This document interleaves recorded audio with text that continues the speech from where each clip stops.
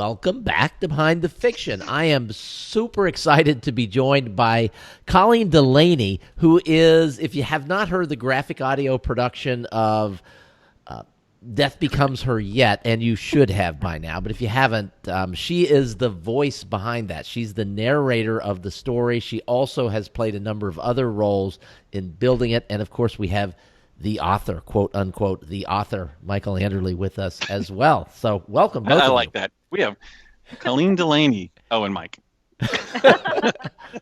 So, Colleen, first a little background. You are a traditionally trained actor.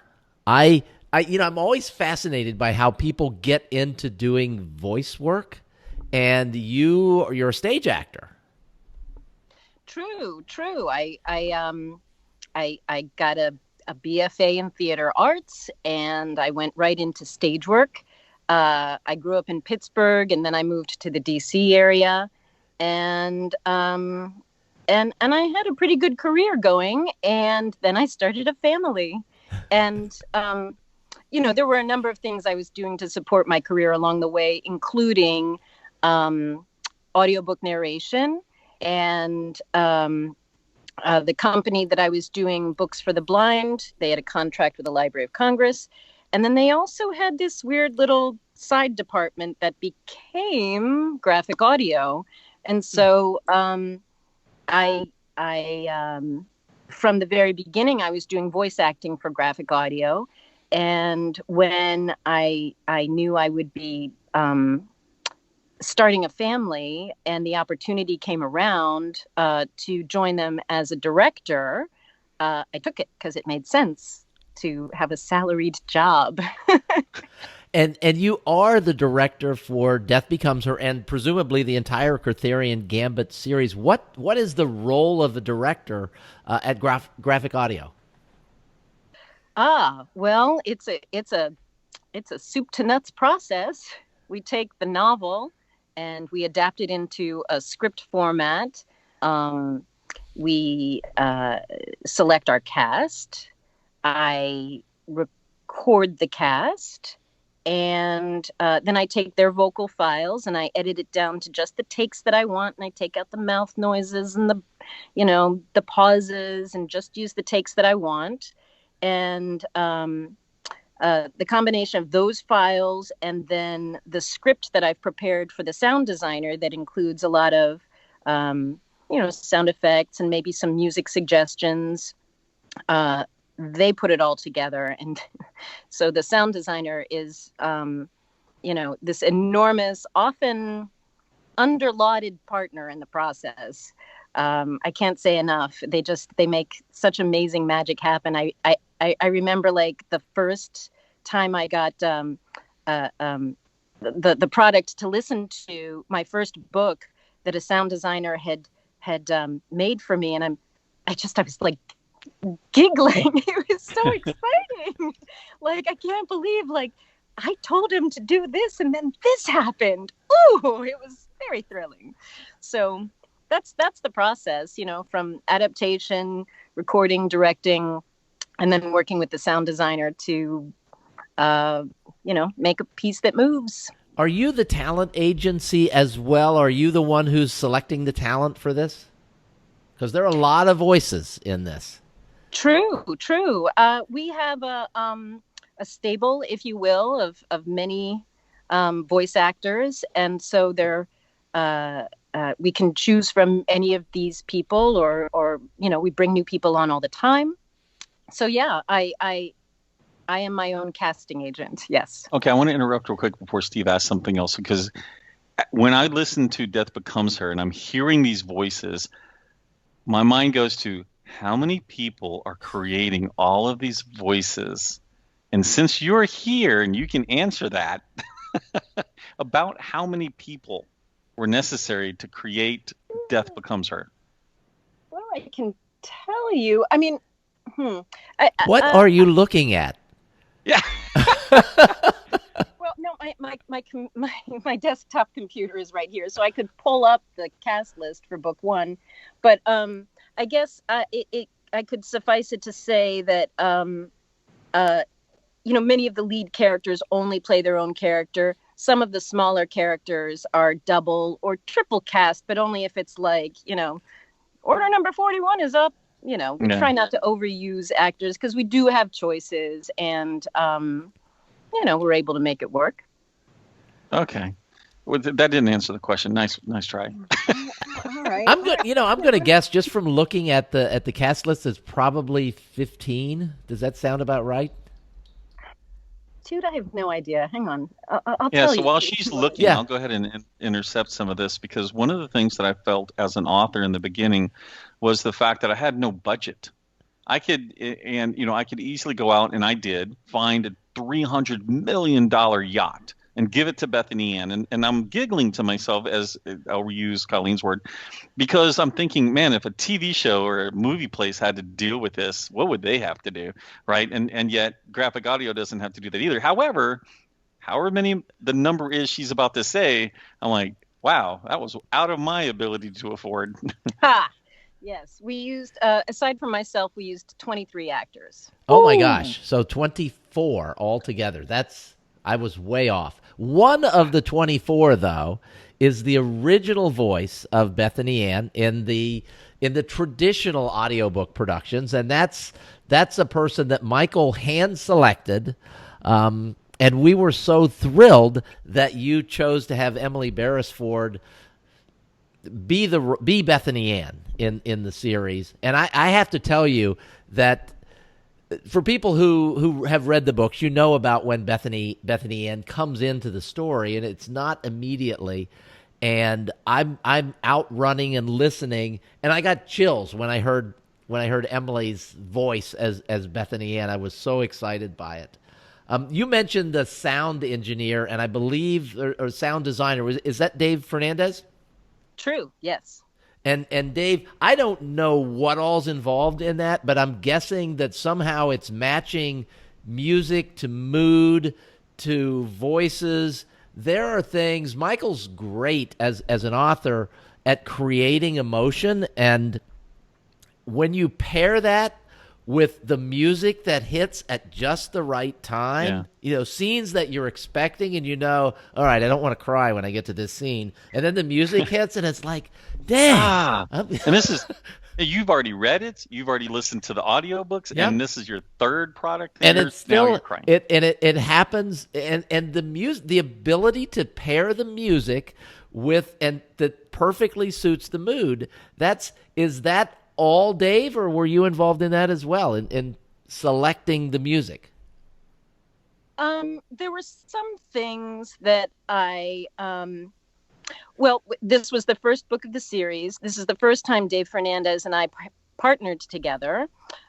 So I did make a few suggestions in the script, like something like this or better. If you find something better, that's cool. But like, this is the tone I'm thinking here, or this is a moment when you could choose, I'll say music, and then I'll say, this is sad, or like, this person is crushed, or, this is funny, or, dum, dum, dum. Yeah, exactly.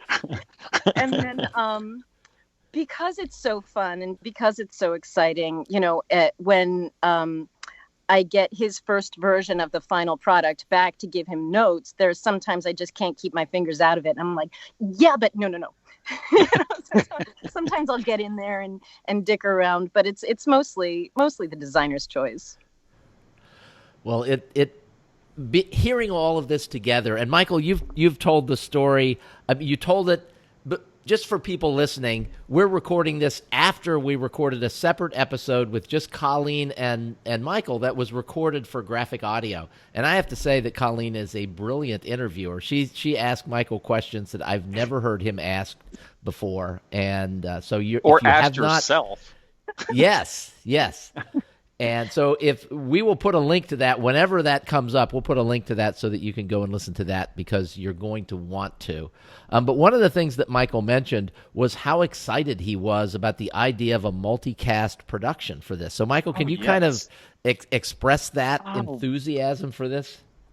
I got into multicast recordings 20-something years ago. I mean, I had one of those little Rios that Audible used to give away back in the 90s. That's how I could afford them, actually, was get an audio subscription and put the money to it.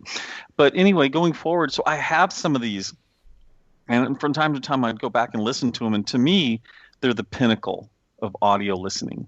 They're expensive to produce. They're hard to create. They take a cast of people, and both a cast of people to do the acting, but it also takes a cast of people to actually build these. And LMBPN has an opportunity to work with Graphic Audio, so we see everybody. Well, not everybody, but we see a big chunk of the people that are behind the scenes that have nothing and something to do with building this. And so I know it's a big production, and I knew that we weren't going to do it. And I was really thankful I never even tried, because when I got the script from Colleen, I'm looking at this going, yeah, I don't have the talent for this. I don't have the skill. This is not me. This is just whatever. And so, but when Judith, we were at a condo at that time, and the kitchen was to the right. I'm facing in the hallway that goes to where my office is, and Judith is coming from that direction. And she puts up her hands and says, they've signed it, meaning Graphic Audio signed it. And I high 10 her, and I'm thinking to myself, I am happier than if someone had just told me that we just got a movie deal. That means more to me than that. And so, to me, this is the pinnacle of audio. It's my preferred listening to anything. And then as I listened to what we were given to say, hey, are you okay with this? It was a tight time frame. Judith is like, we will get it back to you. And I'm like, oh, woman. You're a busy man. Yeah, I'm like, oh, you're committing me to this stuff. But I listened to it, and it, 30 minutes into the first set, I'm like, never mind. Just send it to him. Tell him all good. It doesn't matter.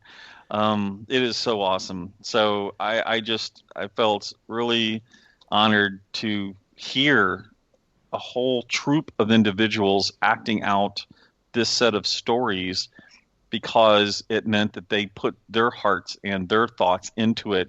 It was a unique feeling. Now, there's a phenomenon, maybe it probably happens with all authors, but it seems to happen more with you, Michael, than maybe some others, and that is when a book is published, about 3.5 hours later, you start getting a question. What's that question? When's the next one? And I was looking at the reviews for the audiobook, and one of the things on the Graphic Audio website is, when's the next audiobook coming out? Like, come on. One of them was, come on, Anderle. Yeah, well, so you're getting the blame for this not being a weekly release schedule. I have nothing to do with this. It is such a fantastic story. And then you realize that it takes, like you had mentioned, 24 total people to just narrate it. You're not going to get 23 to 24 people in a week to do all of the parts. At least I assume you don't. How many weeks does it take? We have 3 weeks to record everyone. But before it gets to that, you have to do your adaptation. Yeah, the adaptation's prior to that. Yeah, so let's talk about that. What is an adaptation, and how do you go about that process? I take sort of a first read of it, and I try to hold back because it can get tempting to get too far into it, and then it bogs me down. So I try to just put the character attributions in and take out the he saids and she saids first, so at least I know how many characters we're talking about, what sort of characters we're looking for, and then when I get through my first read and it sort of looks like a script at that point, then I go through and I try to I'm putting in the notes for the sound designer, the sound effects, the ambiances, some music cues, vocal notes. Some voices need to be, fans will know that Bethany Ann has a passenger in her head in the person of Tom, and he needs to not sound like a person, so the designer needs to do a little something like that. And she talk to him in her head, so she can't sound like she's talking out loud. And if we're having a memory, then that needs to have a different sort of EQ to it. And then how much can I take out? Because although we respect authors and the craft they put into making like the written book, it would not be as dramatic for our listeners to hear it if we read every word, because I don't need to say the wind was blowing if we hear the wind blowing, and I don't need to say she was sad if we hear the actor is sad. So like, how much can I take out and just like keep the train moving forward? And how long does that process take? Because that seems like an inordinate amount of work to me to do all of that. And obviously you have a great deal of experience with it, but at the start of a new series, it just seems like a daunting task. And this is about a 67,000 word book. The first one is. So when you say the number, you're into what Steve is just suggesting is you don't know the characters. You don't know the backstory. You don't have any of this. And you're really getting close to 70,000 words that you have to do. I've edited books. Holy crackerjacks. What is it taking? Well, I don't know. It's a little deceptive, like in terms of days and weeks, because I have to intersperse it with so many other things. But in my mind, I want to say, because we have to count for all of our time, I think my adaptation took about 80-ish hours. Okay. So it takes as long for you to edit and do an adaptation as basically what it takes to write it. For you to write it? How many hours authors can churn out a book in 80 hours, but okay. Yeah, I was thinking about that whenever I was saying it. I was like, oh, this isn't going to come across well. It's probably okay because it's on the Behind the Fiction podcast and people know and love you, Michael. Yeah, I was like, oh, goodness. But 80, I mean, crackerjacks, that's a lot. That's 10 days of work, 8 hours a day. Yeah, hats off. All right, and then you're sending out individual scripts, because it's easy to imagine a person of a certain age, like if you've got white hair like I do, or hair that's maybe turning a little bit like Michael's.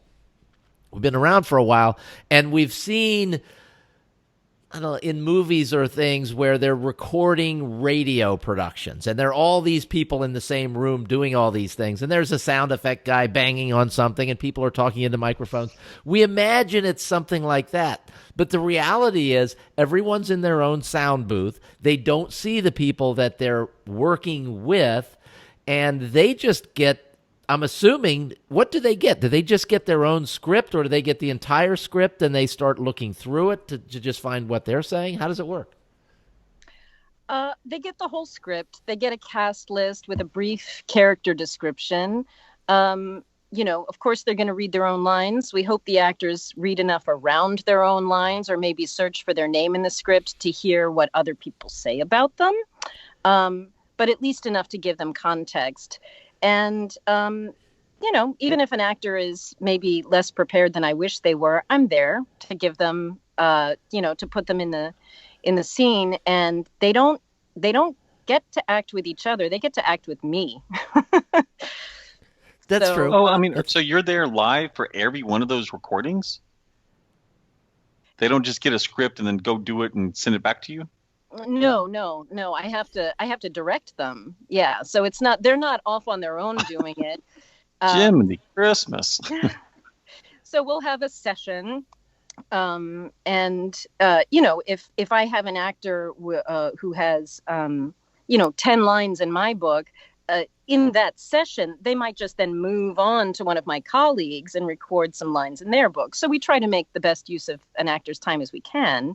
But, I think my background in doing a ton of conventional audiobook narration is helpful because, I can play a man, or I can play, I can do accents, and I can, try and, really give them something lively to play off of. So if we were to say, hey, can you go ahead and give me, say, a female Parisian vampire at the moment? Oh my God. I don't know. What is can I just say and then you'll believe I'm French? That worked. That totally worked. Thank you And people will recognize your voice as sort of the storyteller. You're the one that you're the voice that holds the story together. And the technical term for that is the narrator. But in a traditional audiobook world, the narrator is the person who does everything. And in this case, you're sort of just in between the characters talking. Correct. Yeah. Do you ever have this situation where you have the hat that's writing the script and the hat who's going to do the narrator, and the two of them are arguing with what she should say? Are you good with sure that? I understand the question. So I guess no. Yeah. So you're the one adapting the story. You have to then turn around and actually read all of it as well. So I was just curious, are those two hats ever in conflict? No, I mean, the adapter does the narrator a favor, so if you've written something and I feel like in my voice it's just not going to sound right, I'm going to reword it as the adapter so it sounds good coming out of my mouth. See? That's what Favoritism. That's right. Yeah. All right, let's talk about some of the music in this. There is, as people who listen to this podcast may know, or longtime fans of Arthurian Gambit may know, there was a soundtrack that was started some time ago by Michael Anderle and Nick Thacker, and that has bits of that have miraculously worked their way into this production. So, Michael, can you talk for just a minute about how the soundtrack came to be and why, in heaven's name, you thought it would be a good idea to have a soundtrack for a book series? Nick pitched myself, M.D. Cooper, I want to say one other major author whose name I can't remember at the moment, back at 20 Books in November of 2018. And I jumped on it. I had more money than sense at the time. And so I said yes. It was, I thought, a very, very fair price. And I didn't need it right away. So, Nick couldn't do it right away. It was one of those things that he was going to get to over time, which was fine with me. Well, not getting to it over time meant 2 years. So that was a lot my fault too. So we've been working on this, going back, going forth, and I just thought that it would be really cool to be able to have some music, because I was an IT programmer at one time, and music that has no words behind it can be something that allows me to just really focus. And I thought, how cool would it be to be able to have my own thing? And you're talking about a person who went and was trained in order to be able to do composition, kind of a rare talent. He was a music minister at a church at the time. And so we went down and did. It was a fantastic experience, but it had taken so long that we were just coming out of final edits where he would give it to me. I wouldn't see it again for a month, 2. And then I would get a hold of him, and he was off in Hawaii at the time. And so we get this, and then we're just about done when GraphicAudio is talking. And so, like the whole fear of rejection thing I mentioned before, but I was like, I don't know whether or not you have any interest, but we have some audio for the book. And so, handed it over. I don't know, Colleen, if I gave it straight to you or if it went to somebody else, or it went how into our Dropbox or whatever. Yeah. It was. We have like a shared media repository. So what, Colleen, what did you and the team think when the author is saying, hey, oh, by the way, we have a soundtrack for the series and we'd like you to consider it? Did you think that was awesome, or did you think, oh my gosh? I didn't even understand your hesitation. It was like a little gift that showered down from the heavens. Yeah. Oh, that's cool. Yeah. So the first time I hear it, what you'd mentioned in the other interview, which will be out in graphic audio. You should listen to it. It was fantastic because I spoke a whole lot. But going back through that, you mentioned that you had to do some of this really subtlety because I love aggressive music, and there are quite a few aggressive parts to that soundtrack, and so you had to lay it in there. And so the first time I'm listening to it, and I'm like, wait a minute, what am I hearing in the background? Because it wasn't in my ears, and it took me a second to recognize. And of course, I'm like, oh, wait, cool, that's in there.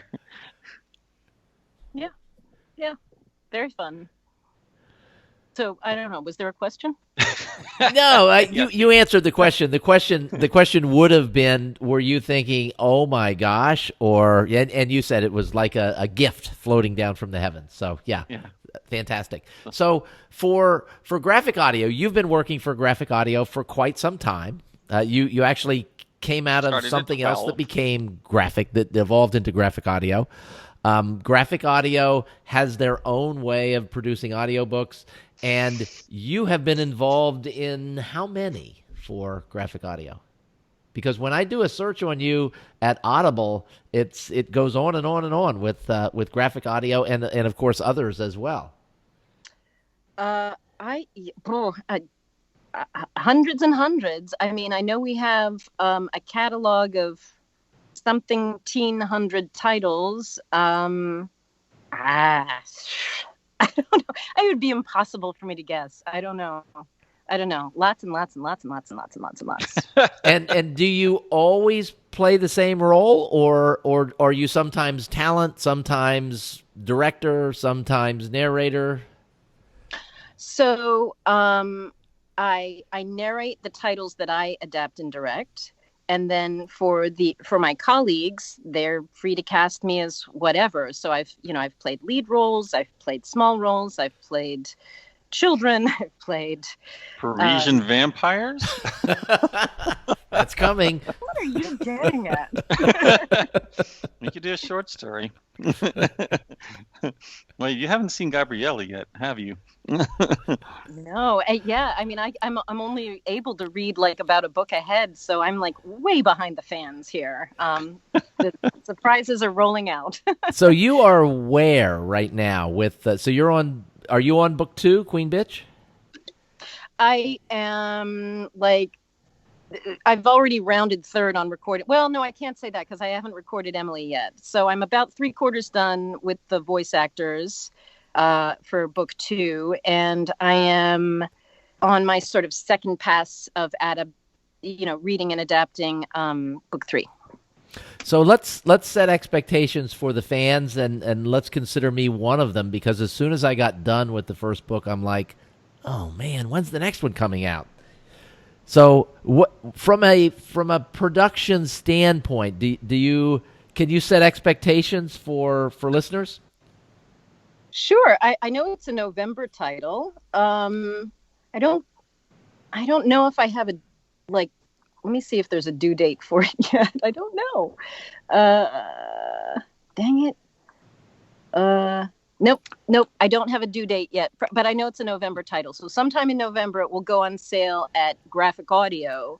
And then sometime after that, it will go on sale at other audiobook sales. So what I'm hearing you say is, if you really enjoy this, Steve, get on Graphic Audio site, sign up, because it will be there for a month before you can get it anywhere else. Yes, and there are other reasons to buy from Graphic Audio Direct. And Colleen, can you share? The most important of those reasons has to do, I believe, with sound quality. Yeah, I mean, I don't have all the deets, but I know you get more bit depth or whatever it is. Yeah, more bit, as I understand it from twice as many bits. People who are more involved in that, the bit rate is essentially double what you would get through other production companies, and it's because Graphic Audio is in the business of producing movies for the mind, and that involves music and lots of other things. So it's recorded at a bit rate that's a lot more like music than just a straight audio production. So if you really want to get the most out of it, the Graphic Audio version is a way to go. Michael, I'm stepping all over you. What are you trying to say here? because you have the better microphone. I said I believe it's at 320 bits per second. Nice. It's massive. It's Yes. going to be a large file if you download it, but you will have it in the best it can possibly be. Yeah. But about 30 days after the graphic audio release comes the wide release, and it's available everywhere. So wherever you buy your audiobooks, you will be able to get the Cortherian Gambit graphic audio editions. And it sounds like they're going to be coming every couple of months. I don't want to speak for Colleen, but that's kind of what it sounds like. As far as I know, we'll just. I suggest all of the fans start right now. We had the whole chicken and Pepsi, tar and feather sort of situation. You guys did it to me. Do it to graphic audio. Let's get that 8 weeks down to 6. Let's move, people. Let's move. Let's move. Let's move. You can't hurry love, Mike. You cannot hurry love.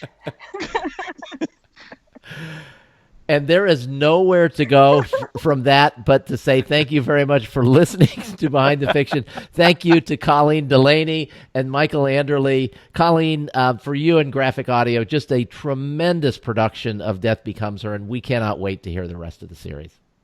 Thank you so much.